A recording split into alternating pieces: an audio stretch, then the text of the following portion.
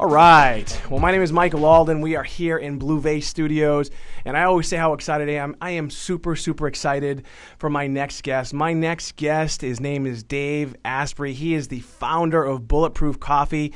He's the author of 2 books, The Bulletproof Diet and Headstrong. He's an amazing individual. He has an amazing story. He's done a lot of different things in his life, but one of the things that I think a lot of people are interested in is he's hacked his own biology, lost over 100 pounds, kept it off, increased his IQ, and has really become more efficient. And he's really what I think a lot of people would think, especially in the health and wellness world, a bit of a contrarian. In other words, he thinks differently than most people, and he's helping thousands, hundreds of thousands of people all over the world. So we're going to talk about the Bulletproof Coffee. We're going to talk about the Bulletproof Diet. We're also going to talk about business and how he's built this business and what he's continuing to do. He's also a master marketer. Dave, thanks so much for being my guest. Hey, Mike, it's my pleasure. So for those who don't know you, you definitely have an interesting background, how you got to where you're at today as far as in the world of health and wellness. You didn't really start out that way. If you could just tell our viewers and listeners a little bit about your background and kind of how you got to where you're at today. Sure. I started out, I was young and relatively fat. And surprisingly, I'm the first person to sell anything over the internet. Before e-commerce had a name, I sold a t-shirt that said "Caffeine, my drug of choice" out of my dorm room over the internet before the web browser existed. And ended up having this time, I was an Entrepreneur magazine in my early 20s, selling over this crazy new inner something. And from there, I studied computer science and I went off to Silicon Valley and worked eventually for the company that held Google's very first servers. I ended up running the program at the University of California that taught working engineers how to build the internet systems the way we do it today. So I'm a hacker. Along the way, I hit 300 pounds, and I started to have pretty serious brain dysfunction. And I realized when they told me I was at high risk for stroke and heart attack before I was 30, that maybe I needed to invest some of these hacking skills in myself. So I made measuring and monitoring what actually worked a big part of my life. I had also spent 18 months working out 6 days a week, an hour and a half a day, like any type A entrepreneur would do, saying, all right, I can do this. The problem is I was still fat when I was done with it. I was just strong and fat. So I got a little disillusioned and had some days where I was just feeling like crap a lot and just, I got to get on top of this. I ended up spending $1 million on hacking my own biology since then. And for almost 20 years, I've run an anti-aging nonprofit research and education group called the Silicon Valley Health Institute. And about 6-7 years ago, I started writing the Bulletproof blog, and I did that figuring that maybe I'd reach 10 people. I was a vice president at a large internet security company, head of global evangelism, stock options, good executive salary, and 2 young kids. So I started a blog saying, if I was 16 or 20 or 25 and someone had told me what I know now, it would have saved me $1 million and years of struggle. So I figured maybe 10 people read this, it'll change their life. It's all good. And now we reach more than 10 million people a month. And I ended up transitioning careers to being CEO of a venture-backed coffee and human performance company. Wouldn't have predicted that, but I just went where I was helping the most people and having the most fun. Yeah, it's an amazing story, and I love, again, you started out, I started reading, both of your books, and, like you said, you started out as a hacker, and now you're figuring out a way to hack your own biology. And, I first discovered Bulletproof Coffee about almost 2 years ago, and I was in California. I think where all the cool things happen, right? I was in California, and I was with actually my good friend Ryan Blair. He wrote the book Nothing to Lose, Everything to Gain, and Rock Bottom Rockstar. I'm hanging out with him and all his buddies, and they're drinking this stuff like I drink water. And I said, "What's this Bulletproof Coffee?" And they started showing me, and it was really interesting to me. And you talk a lot about this in your book, is their level of energy. And I'm from Boston, and these guys are from LA, and I'm like, maybe it's the air. I don't know what these guys are doing, but they were drinking this Bulletproof Coffee, and they said, "Hey, do you want to try it?" I said, "Sure." And I tried it. They made it, I think, in the purest sense of how they should. They took the ghee, they put it in a blender, and they served it to me. And I found it amazing. And then here's the funny part. They said, "Hey, do you want to go for a hike now?" And I was like, well, I feel great instantly, but I'm not sure how this is going to react with my stomach, right? I don't want to be out in the middle of the trails and have the coffee hit me. But I felt absolutely amazing, and I came back. And I started, researching your company a little bit and drinking your coffee, And, I swear people in my office are like, what is this guy doing? I mean, it seemed like, again, I just had this, like I was on crack or something. But your coffee itself, the interesting thing, I think you'd agree with this. It's not necessarily like stronger than other forms of coffee. It's the cleanest form and super pure, right? Tell us a little bit about what happens in the whole coffee industry. Because I was telling my producer Steve, who drinks a ton of coffee and he's got a French press and he's doing all these things. He grinds his own beans, and I was telling him about what you talk about in your book. Tell our viewers and listeners what's really happening. Sure, it's kind of shocking. I gave up coffee for 5 years, even though I love the stuff, because I would drink it and 2 hours later I'd get like the anxiety, jitter, sometimes a headache.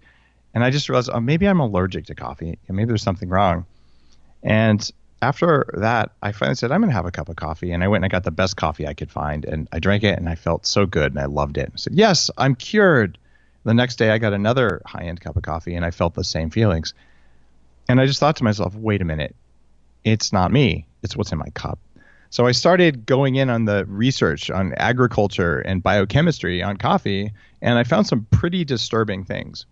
One of them is that when they take the fruit off of the coffee bean, we actually are eating the seed of the coffee cherry, that they have uncontrolled fermentation, and that contamination with the type of toxin that comes from mold during fermentation is a major problem in the coffee industry. In fact, it's so major that most countries have legal limits on the levels of this toxin that their population can be exposed to. This is a toxin that goes after your bladder, your kidneys. It lowers energy production in the body, and it's associated with cancer. So I looked at the research and found, wait, the U.S. has no standards at all. So coffee that's illegal to drink in China or in Japan gets shipped here, and then we drink it. No, I didn't have anything to do with those countries making that legislation. That had to do with the 900 studies on this toxin. So right. I went to the coffee industry and I said, how can we make a cleaner coffee where the system of coffee is hacked so that it's not about what we'll hear about in the US. Oh, it was fresh roasted, smell the roasting. It's all about the art of the roast. Yeah, it is. The problem is what you put in the roaster.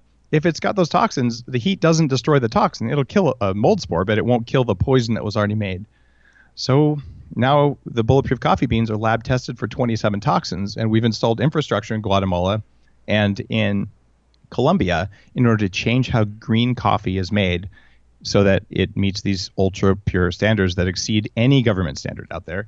And the difference is I can drink coffee again. So it was right. It was a market size of 0.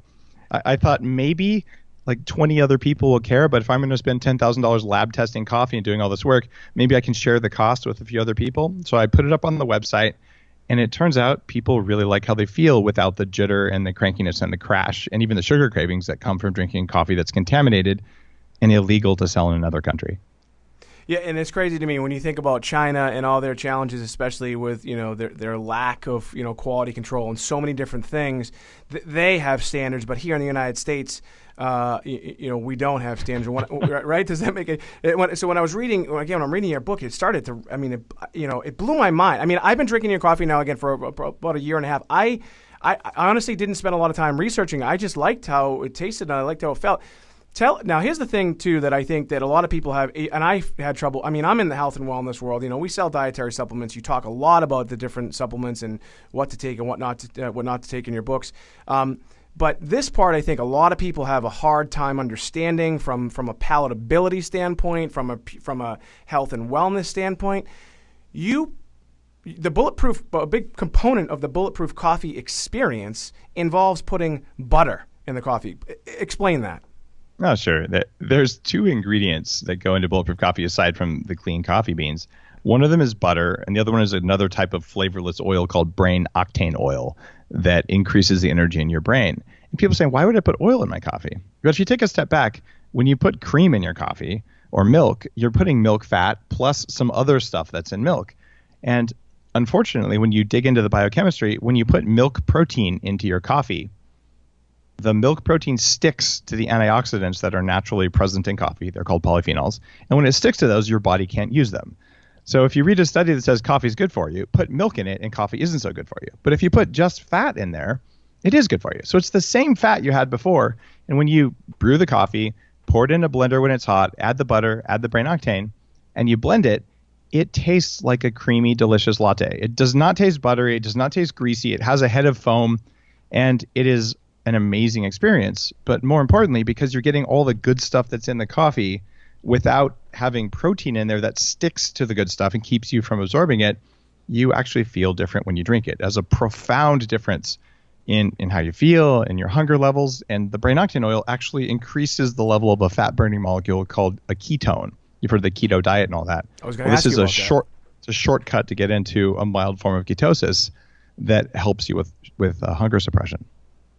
Yeah. So when you I've been following the ketogenic diet, and it's folks, if you're just joining us right now, we are on with Dave Asprey, the founder of the Bulletproof Diet and Bulletproof Coffee. He's written the book, New York Times bestseller, the Bulletproof Diet, and also the book Headstrong. So if you want some more information about Dave, you can just actually go to bulletproof.com. They're on Instagram at Bulletproof as well, and Dave is also on Instagram at dave.asprey.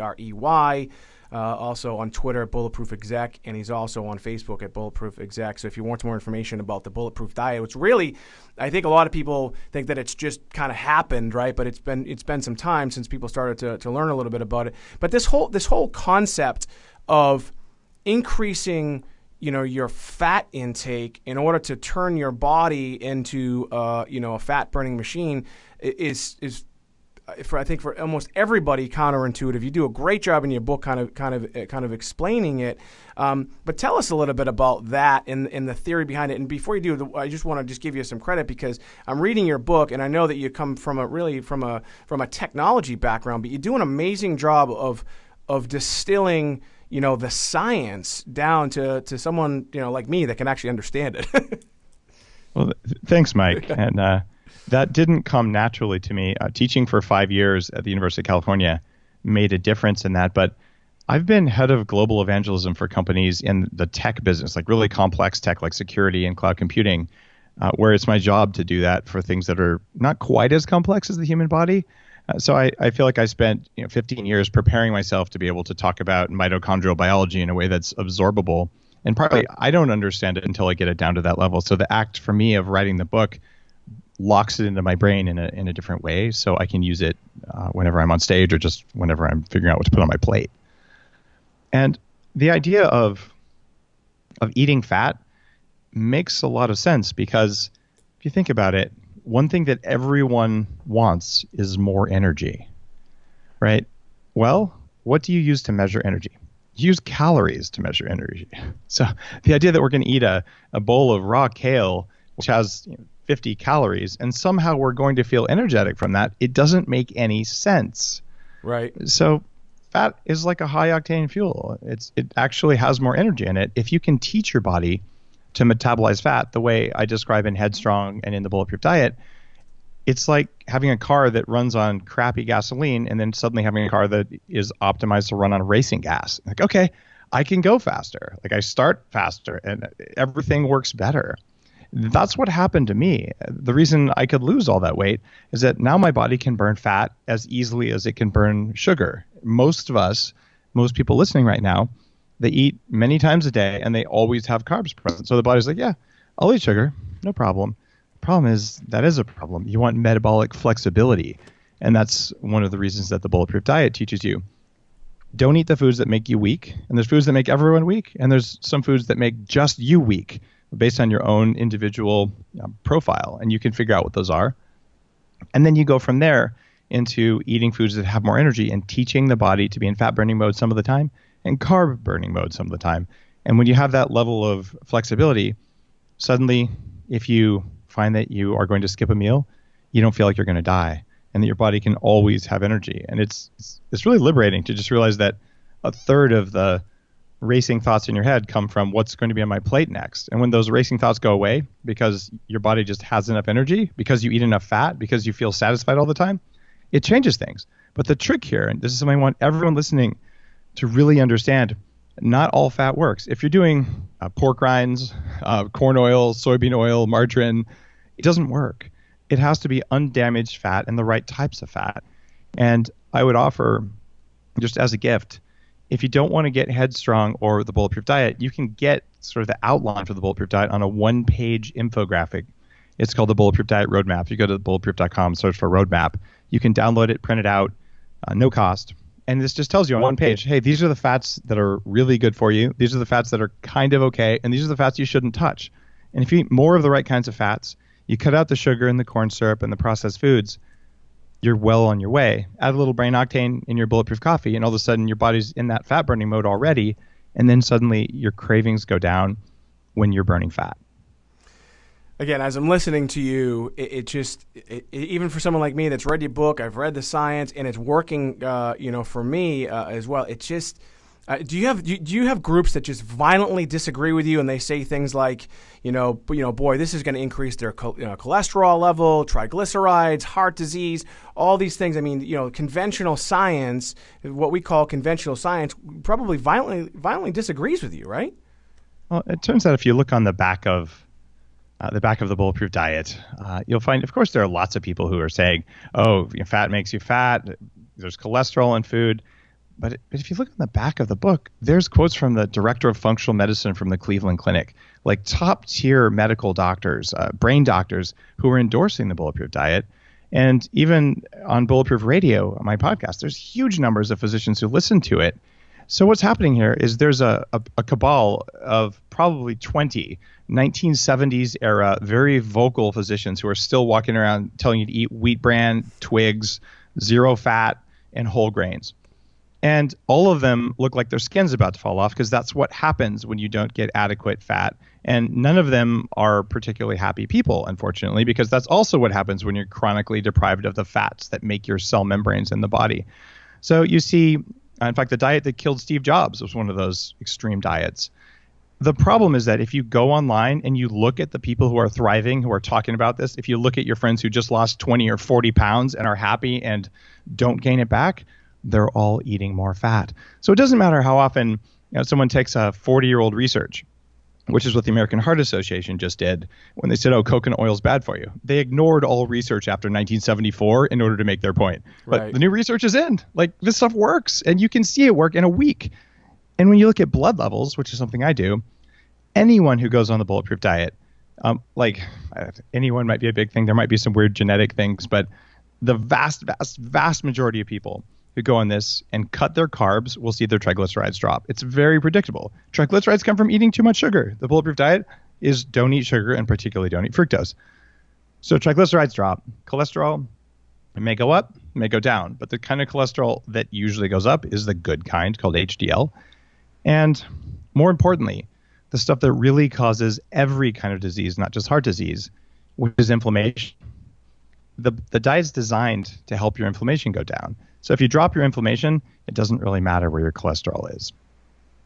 Yeah, so what I like about you too is when you talk about the fact that you're 300 pounds, you lost 100 pounds, and I'm not sure if you coined the phrase biohacking, but you've biohacked your own genetics, your own DNA, which I think a lot of people think that they can't do. You said in the beginning of the show you spent over $1 million, trying all these things, and like you said, even in the book, some of these things might to others, even maybe to you, might have seemed a little crazy.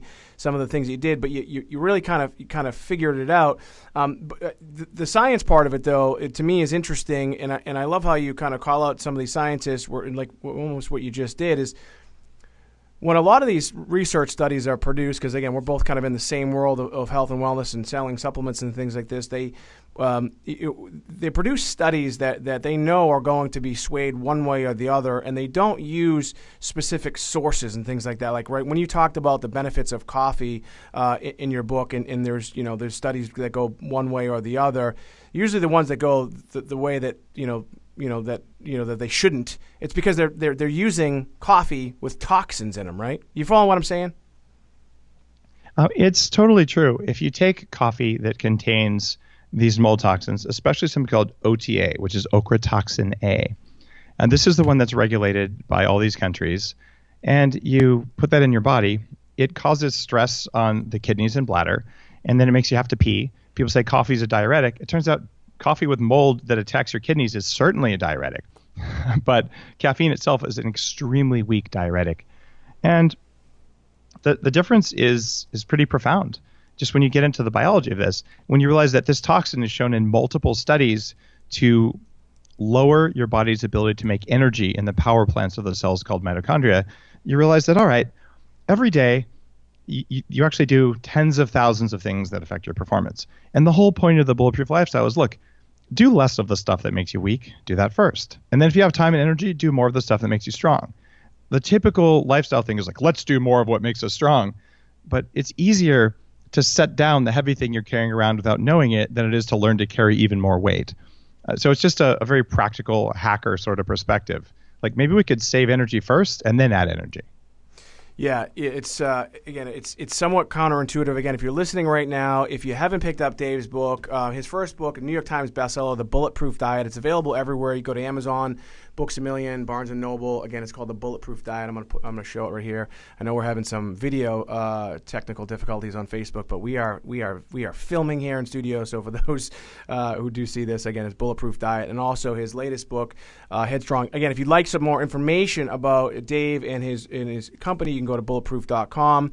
Also, we'll talk a little bit about he's got his 5th annual Biohacking conference. A bunch of great speakers there. If you'd like some more information or you want to go to it, it's actually it's coming out pretty quick, October 13th through 15th, and you can get tickets at tickets.bulletproof.com. Some amazing people there, some amazing previous speakers as well. Talking about what we can do, and by the way, the vendors there are awesome too. Just some of the technology that is out. He's got all these like really kind of the best of the best that are going to be there. And so if you want some more information, you can just go to tickets.bulletproof.com. So I want to talk to you now. Just if you, I'm going to probably jump around a little bit, but when you see a company like yours, like Bulletproof, I think a lot of people, even myself, I hadn't heard of it, and then now it's everywhere. Tell us a little bit about the beginnings of that, and because you're obviously a pioneer in the sense that you kind of had to change the coffee industry. Tell us a little bit about the struggle of that and getting growers and these big conglomerates to kind of get on board with what you're trying to do. There's still great debate in the coffee industry. And one of my favorite blog posts in the early days was from someone, I think it was on Coffee Geek, and it was from some coffee industry professional. And he's like, I don't believe that this is possible because Dave isn't a coffee guy. He's a computer guy. What does he know about coffee? And I'm like, dude, do you know how disruption happens? Because my entire career in Silicon Valley has been around disrupting big industries that do things the wrong way. And then the American coffee perspective is that, we solved this problem in the mid-90s by changing to a process called washed coffee. And my blog post, I'm like, washing coffee is better than just letting it spoil on a tarp, which is what you guys did beforehand. But I also have the former president of the Specialty Coffee Association of America. This is like one of the coffee mafia godfather guys on camera with me at our plantation in Guatemala. And he's like, I was in the room with the Japanese trade minister when he rejected 1,000 containers of coffee that was too moldy for the Japanese market. And I'm like, and what did they do with the coffee? He said, we sent it to the U.S. I'm like, that's okay, crazy. It's on video. Like, so people in the coffee industry can say it doesn't matter, but when I show them the research, and there's a big blog post about that as well, I'm like, guys, we actually still have a problem. And the problem is that this level of toxin won't kill you right away, but it does make you weak. And instead of buckling down and setting the U.S. standard to be the same as Europe and most of Asia and most of South America, they're just saying, it's a solved problem. It's a solved problem. The problem is that investing marketing dollars in telling people a problem is solved that no other country agrees is solved, it doesn't serve people who drink coffee well. And at the end of the day, in the coffee business, I want us in the United States, all coffee, to meet at least the same standards as every other country.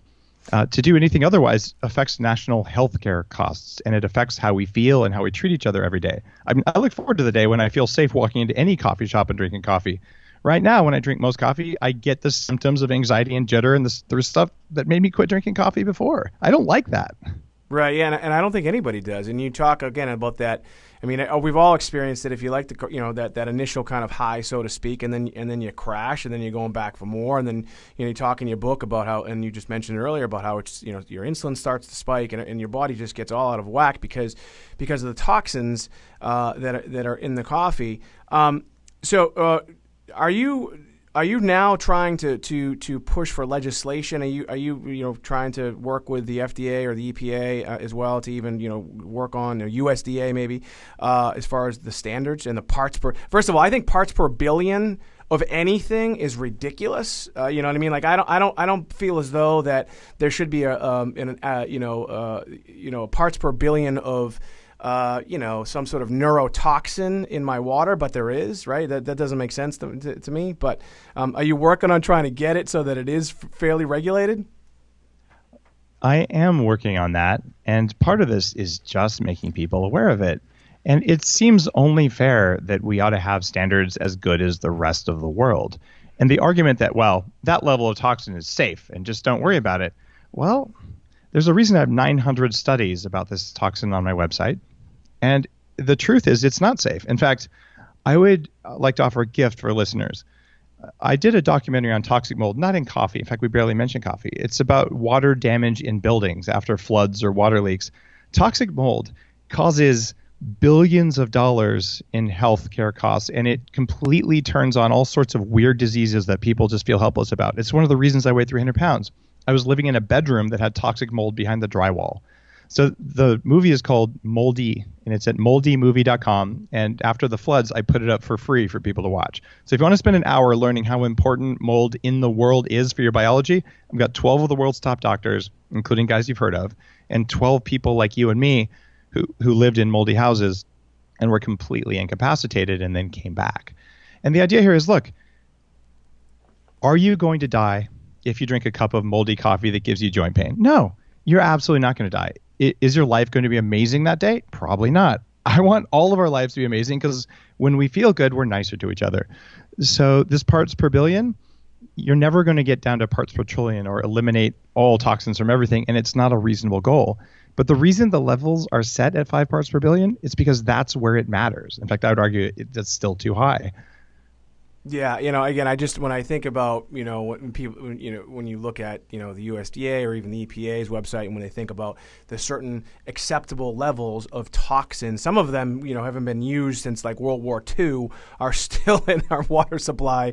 And I say to myself, in the country that we live in with the great minds that we have and the technology that we have, how is it still possible, that DDT or something like that can still be, have an acceptable level in our water? And I just kind of blows my mind. I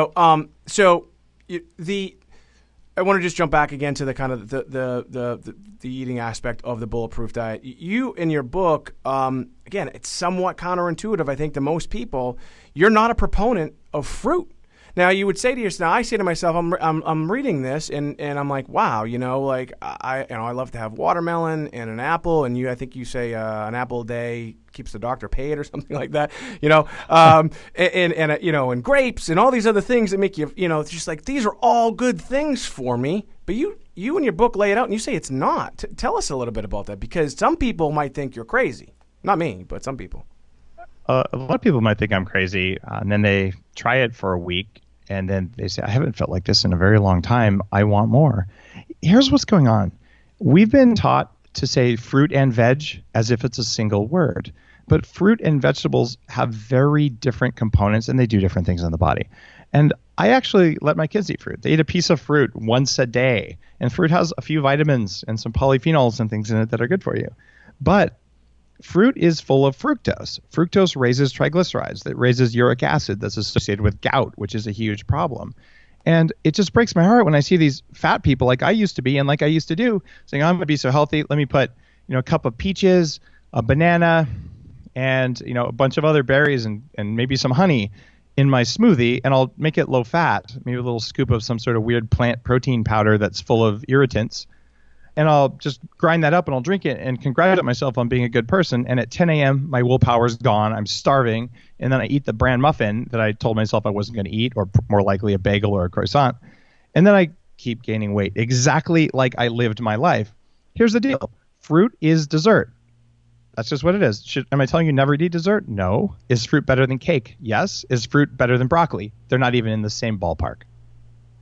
Again, I think my girlfriend she's not a big quote reader, right? But I was going through your book and I'm like, wow, he actually has desserts in his book, and they look really good. I mean, in fact, you even talk about chocolate. Tell us a little bit about chocolate. I mean, I think that, people are starting to, recognize it, but you talk about chocolate, and certain chocolates are actually pretty good for you. It turns out, and this is a big part of Headstrong, my last book, there are plant compounds that we like to call antioxidants, and they're in a class of things called polyphenols. And they do a lot more than antioxidant things. They allow the power plants in your cells, these mitochondria, to make energy more effectively and more efficiently. Most Americans get about 1 gram of these a day if they eat a diet that's higher in vegetables. And the number one source of polyphenols in the diet is coffee. And the things that are most rich in polyphenols are coffee, tea, chocolate, and herbs and spices. So if you were to eat some chocolate every day, there are lots of studies on the benefits of chocolate across almost everything you can think of. If you're eating chocolate with milk in it, like milk chocolate, the milk in the chocolate will stick to the antioxidants and you won't get the benefits. So if you're eating high quality dark chocolate that's not full of sugar and other chemicals, you're actually increasing the number of antioxidants you eat. And I like to eat a square or 2 of high quality dark chocolate, and I manufacture a 0 sugar version of it that's spiked with that brain octane oil that we manufacture. But you can get other high quality chocolates. And when you do that, you're actually getting dessert and you're doing yourself a favor. Yeah, actually, my girlfriend Shauna just commented on Facebook. She says she loves chocolate, and thank you, Dave, for saying that chocolate, especially dark chocolate, is good for you. Again, as you just mentioned, I mean, Dave actually, you have a bunch of different products. I think it might have started out with the Bulletproof Coffee, but you have a lot of great products, and I love the the quality control aspect of it, and again I've interviewed doctors and scientists and others that are in this world of health and nutrition, but you do an amazing job in your book Bulletproof Diet of explaining kind of how all this stuff works, and it's very, very interesting to me. And I think, again, for those who have been struggling with weight, I'm a pretty big guy. I've always been a big dude, and I'm just like same thing. I'm like trying to manage my weight. I'm 42 now, and what Dave talks about in his book, again, the Bulletproof Diet, it's available everywhere: Amazon, Barnes & Noble, Books a Million. You just go to also bulletproof.com.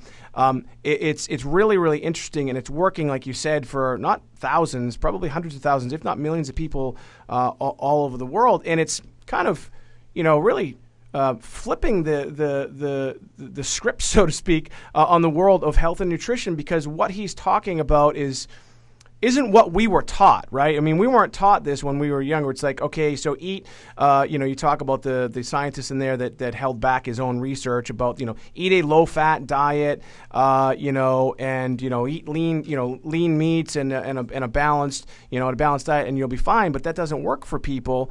And this way of living, that you talk about in the Bulletproof Diet, it's not that difficult to do, because when I was thinking, when I'm reading it, I'm like, wow, there's a lot of different things we have to worry about, but not really. If you just pay a little bit of attention to the things that you shouldn't eat, this should fairly work for almost anybody. I mean, I know we don't want to say everybody, but it should work for almost everybody.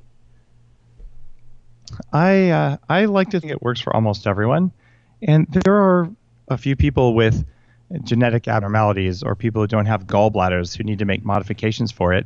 And some people require more saturated fat in their diet than others, but all people require the right kinds of fat in their diet. And I teach people, here's how to tell what's working for you. And the worst thing that you can ever do is just keep doing something that doesn't work because someone said it worked. That's why I weigh 300 pounds.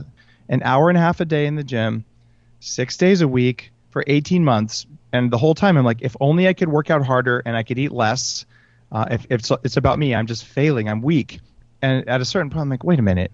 I'm sitting at Carl's Jr., I'm eating the salad with no dressing, and I'm looking at my friends eat French fries and Western bacon cheeseburgers, and I realize I exercise more than any of them, and I eat less than any of them, and they're all like half my size.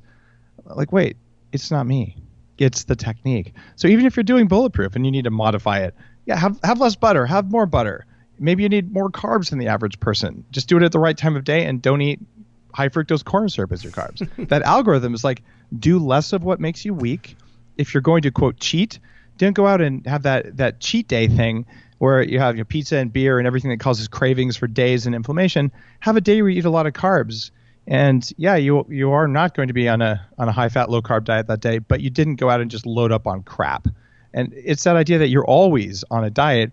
You just get to choose what neighborhood you're going to be in, but it's always a roadmap. And that's why that downloadable thing, the Bulletproof Diet roadmap, it's a roadmap. You're always somewhere. You're never off a diet. It's just a question of what is this food I'm putting in my body right now going to do for me? And it's okay if you're going to enjoy something that isn't optimal and perfect, great. Enjoy the heck out of it. But choose the thing that's most enjoyable that causes the least harm. That works for everyone.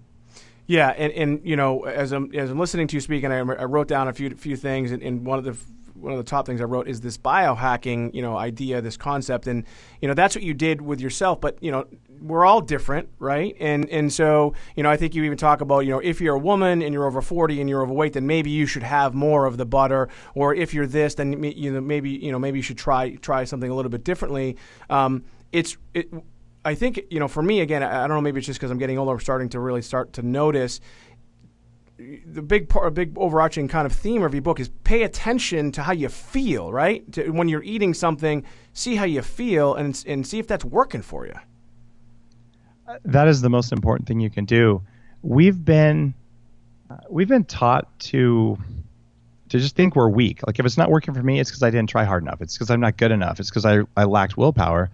What I've learned, especially in the process of writing and doing the science behind Headstrong, willpower is a biological resource. And whether you're using willpower to build a company, to just be patient with your kids when they interrupt you for the 5,000th time, or whatever else it is, it can be depleted and you can enhance it with things.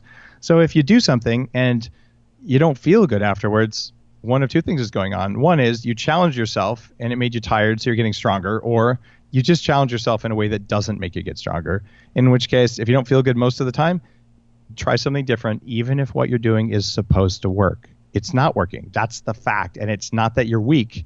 It's that you did it and you didn't get the results you wanted. And what we're supposed to do is change what we do as scientists and just as human beings. But we got stuck in this idea of like following a guru where, like, whoa, no, I know this is going to work. I'll just do it again, even harder. Like at a certain point, no, it doesn't work.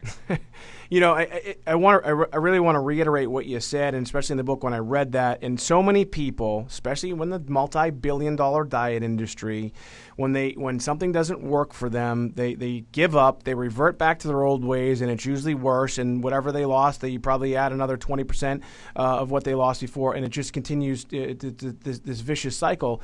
But when you talk about the three sections of the brain in your book, and you talk about essentially the human part of the brain, the willpower aspect of it, like you just said, it's you're not a bad person because it didn't work for you. You're just not going about it the right way, right?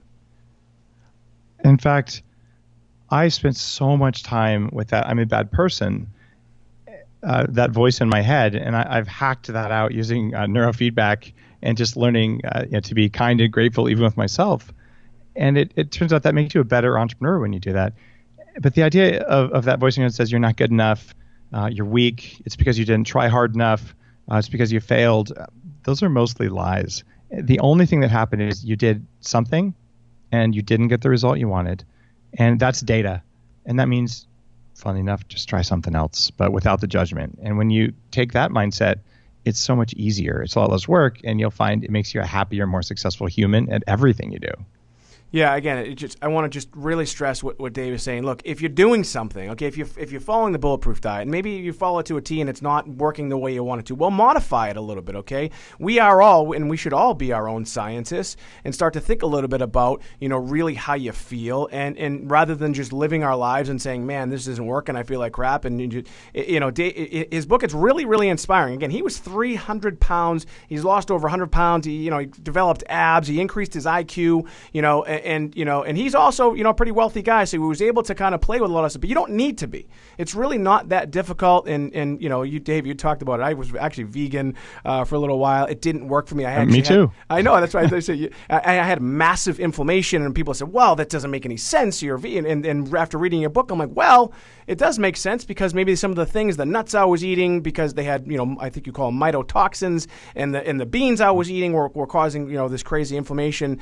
So again, if it's not working for you, whatever it is, it doesn't mean you have to give up. right? It doesn't mean you're a bad person. It doesn't mean, that you lack the willpower. Become your own scientist, right? And start to figure it out. And that's the only way, we're going to get better. I just had a question come in actually on Facebook, exercise.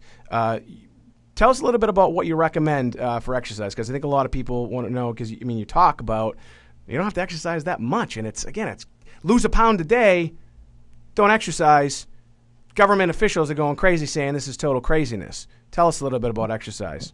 Well, here's the deal. Exercise makes you tired, and your heart has only so many heartbeats in your life. So if you can just not exercise, you'll live longer, right?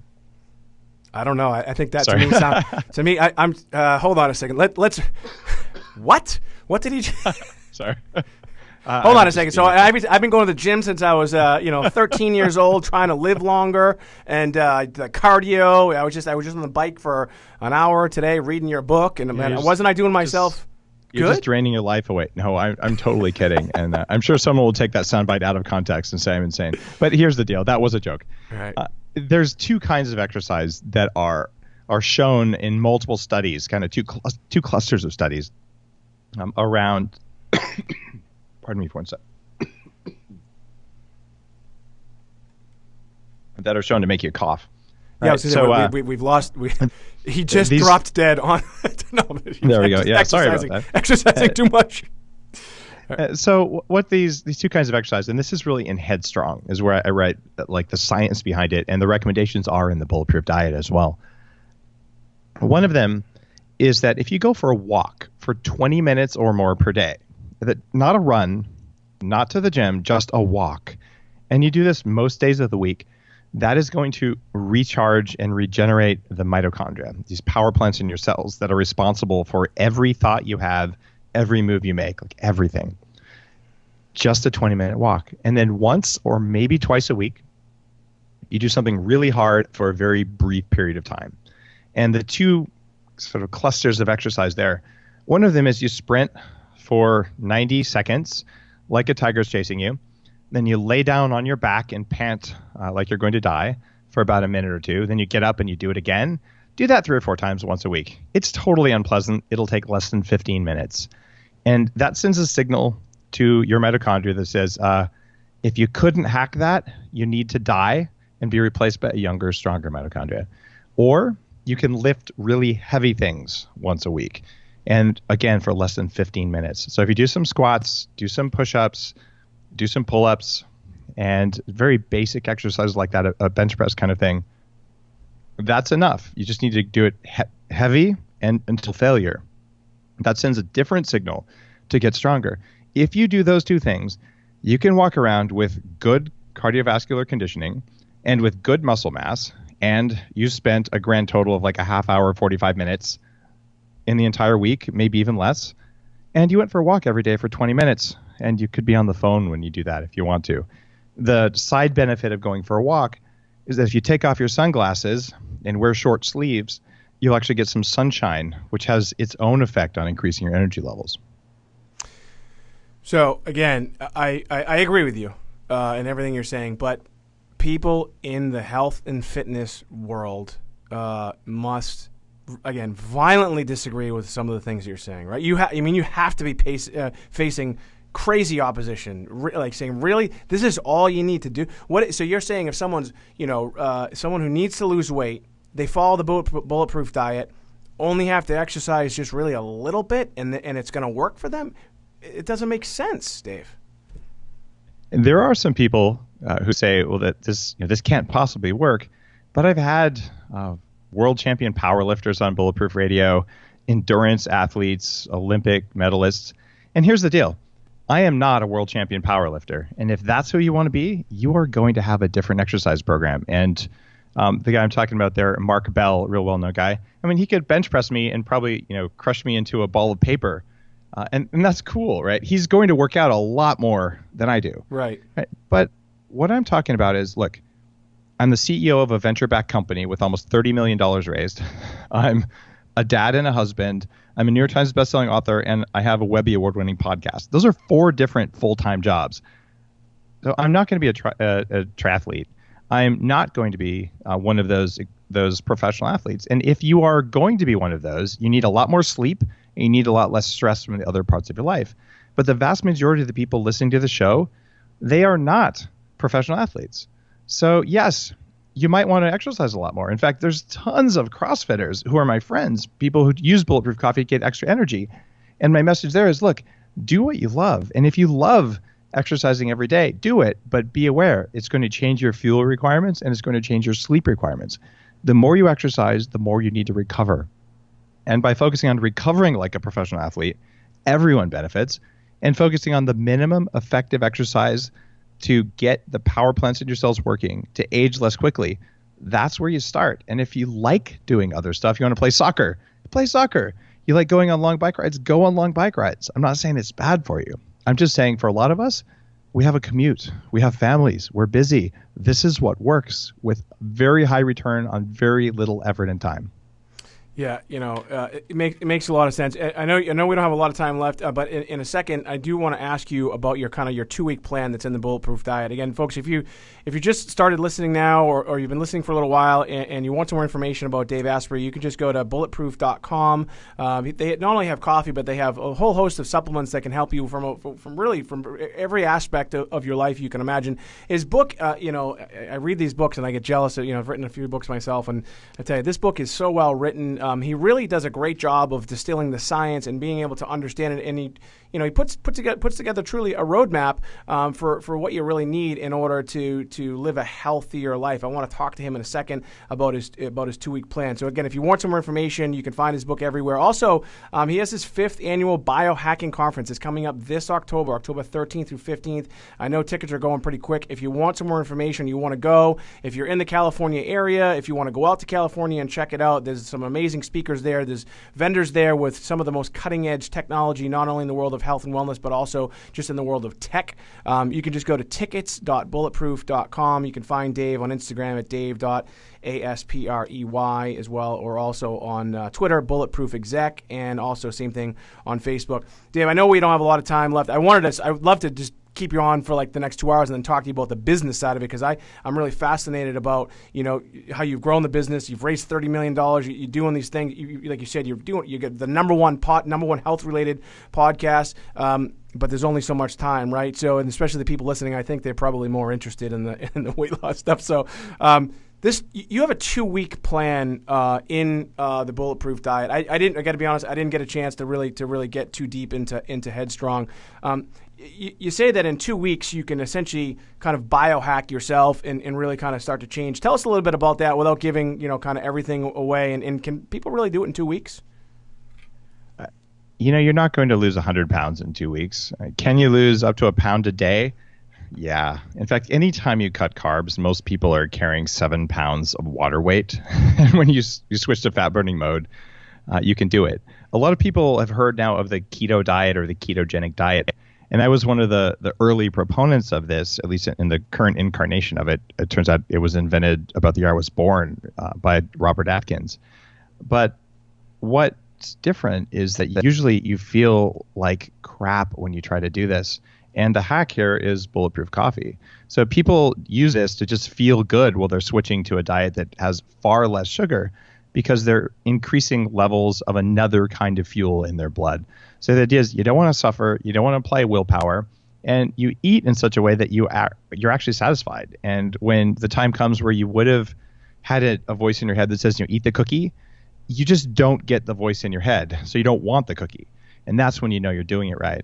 So the amount of willpower it takes isn't that big. And the difference is you got to shop differently because you're eating a lot more vegetables. You're probably eating less protein, but higher quality protein than you were before. And your life shifts very, very quickly when you do this. It's not that hard. It's really not. And, when I've pretty much read almost all of Bulletproof. When you think about, what you need to do and, the quality is there, you can pretty much get it everywhere. In fact, I was we were at Trader Joe's yesterday, and they must have them your way, right? And I was looking for some beef, and, you talk about, the benefits of grass-fed beef and why, why it's there. So I'm trying to find it, and it was just ground up beef, and I picked that instead of just whatever beef was there, because it doesn't really say much, the stuff that a lot of people are buying. And the price, there really wasn't much of a price difference. But when you pick a better quality food, it makes a huge difference on how you feel. Right? I mean, it really does. Yeah. That's what it's all about. And it turns out spending a little bit more on meat, but eating a little bit less of it is a really good trade-off. So grass-fed meat is really important for the environment, but more it's for your brain. You feel better when you eat food that has less inflammatory stuff in it. And we've got some new stuff too. Last week, globally at Whole Foods, we launched the Bulletproof Coffee ready-to-drink cold brew. So you can literally pick it up. It's already brewed. It's already got the butter and the brain octane. And you can have it in your desk. It doesn't require refrigeration, stuff like that, about making it easier. But I travel about 125 plus days per year, and I always travel with a little bit of brain octane oil or some of the bulletproof collagen bars and things like that, because I never experience food cravings ever. And it's completely changed me as a former 300-pound entrepreneur to be able to just decide to eat or not eat without having to deal with those like intense cravings to eat. It's again, I know you probably got to go soon. I'm going to try to keep you as long as I can. But for me, again, as someone who's been, following you, drinking the coffee, I wasn't really following your diet, so to speak. I am kind of following a keto diet with the Bulletproof, and it really has, helped get me through the stuff. But it's really interesting what you're saying is that, I've been, prior to this, again, I was vegan prior to this, and I went from vegan to keto, which is complete polar opposite, right? And the Bulletproof has really kind of helped, get me through kind of the tough times. But what I've really noticed, and it's like I'm trying to biohack myself, I guess, is, yeah, I mean, the cravings aren't there. And the other interesting thing, I will say, I'll be honest with the viewers and listeners, is I was in the North End for the past 2 Fridays with my daughter. We go to this place called Mike's Pastries in Boston, for those of you that are listening from Boston. And they have these cannolis there, right? And so but here's the crazy thing, I noticed, and this is the part where I think paying attention to your body is so important. And you talk about, sugar in here and how it's just so damaging to your body. And so I ate these cannolis. It was on a Friday. I mean, this was last Friday. I swear, up until maybe yesterday, I was still kind of feeling inflammation, water retention, the whole thing. And when you change your lifestyle to the bulletproof type lifestyle, you really just feel amazing. And I've done a million things. We sell supplements. This is what we do. And I've tried every diet. I did Body for Life. I've done, I did Atkins. I'm doing all these try all these different things. But this is something that, after someone who's done a bunch of different things, it's really not that hard to do. And you have the book, that goes along with it. For those, my producer was saying, he says, I'm going to have to listen to it because he doesn't like reading the books as well. I'm sure the audio book. There's Audible version. Right. I'm sure the audio book is awesome as well. So, all right, I know we got to let you go, but before we do let you go, do you have any last thoughts for viewers and listeners? On a kind of a broad spectrum of what they should do in order to live a happier, healthier life. Let me offer one biohack that, in a new unpublished study, actually enhances energy production in the body and probably makes you live longer as a result. It doesn't cost anything, and it'll take you about 3 minutes a day. There are actually a few things like that are free in Headstrong, but this is one of them, and it's one of my favorites. It works especially well for entrepreneurs, too. When you go to bed at night, I do this with my kids. You can do it with or without kids. But before you close your eyes, you find 3 things that you're grateful for. And it doesn't matter how small they are. I'm grateful that dinner didn't suck as hard as it did last night. At least it's a gratitude. You could probably do better than that. Right. But whatever you can find that day, even if it feels like the worst day ever, hey, I'm grateful I still have both my legs. There, you did it. So that kind of a mindset shift changes the way your heart beats. It changes your cellular response. And if you go to bed with some gratitude in you, it totally changes the way you wake up. It changes the way you treat your company, the way you treat your employees, the way you treat your friends and your family. And it's one of those conscious activities. It takes less time than exercise, and it's probably at least as beneficial. 3 things you're grateful for, write them down, say them out loud, share them with someone you care about, or just think about them and just feel the gratitude. That will change your business, not just everything else. Yeah, and it is so true. When I was kind of getting into this world, I read some books, and I didn't really buy into this stuff, and I had an opportunity to actually to spend some time with Zig Ziglar, a motivational speaker, and I remember him talking about. He actually conducted a study, the organization themselves, where they literally took people's blood before and after his motivational speeches, and it's really interesting to see what happens within your chemistry as far as the things like oxytocin that are released within your body to make you feel better, and all these other chemicals. And it's also interesting what happens. And you talk about one of the other things you say for sleep is don't watch anything that's violent. Before you go to bed, because it's difficult to sleep. This stuff works, people that you're listening, and it is so simple, and that's why I love your book and I love what you're saying, because it's simple stuff. I mean, you've taken really complicated things. You're talking about mitochondria and things that people might not even heard of, and you're taking all this really complex stuff, and you've really kind of, again, I keep saying distilled it down, because maybe I'm thinking about you do say you can try and drink vodka in your book, but you've distilled down all this really complicated stuff and made it really, really simple for people to understand, and I want to thank you. For that. So again, folks, if you're listening right now or you're watching and you want some more information about Dave Asprey, you can just go to bulletproof.com. His book, The Bulletproof Diet, New York Times best-selling book, also Headstrong as well, another New York Times best-selling book. He's a great guy. He was actually referred by a friend of mine who was also another great guy. And again, what he's talking about and how he has found that an ability to take these very, very complex ideas and put them in a very simple form is just awesome. If you want some information about Bulletproof Coffee, I love it, and I have no ties to it. I learned about Bulletproof Coffee almost a year and a half ago, and I've been drinking it ever since. You can just go to bulletproof.com. I'm gonna have to try that cold brew that's available. They got a bunch of different products out there as well, and this guy really knows what he's doing. Dave, I wish I could spend more time with you to talk to you about the business, so I can learn, maybe from you and some of the things you did. Maybe we'll have to do that at another time. I'm up for it. So I want to thank you so much for being my guest and spending the time. Again, you heard what he said. He's traveling all over the world. He's a super, super busy guy. So I hope that, for those of you listening and watching that this was helpful for you. It's not just about weight loss. It's truly about your life. It's about happiness. It's about balance.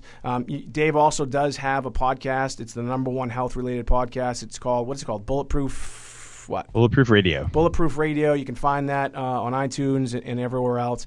So check that out as well. So again, my name is Michael Alden. This has been another edition of the Alden Report, and we'll see you soon. Thanks, Michael. Thank you. That was. Today's episode is brought to you by my book, Blueprint to Business, an entrepreneur's guide to taking action, really committing to the grind, and doing the things that most people won't. In this book, I show you what it's really like to be an entrepreneur, what it's really like to grow a business, and I show you realistic approaches on how to grow your business and how to avoid the mistakes that I've made. I can guarantee you this. If you are in business, if you're looking to go into business, if you're an entrepreneur, if you're a wannabe entrepreneur, this book will change your life. It's available everywhere. It's available on booksamillion.com. It's available on amazon.com. It's available on barnesandnoble.com. It's available everywhere. You can also pick it up on my website at www.michael-alden.com. Again, I guarantee you that Blueprint to Business will change your life.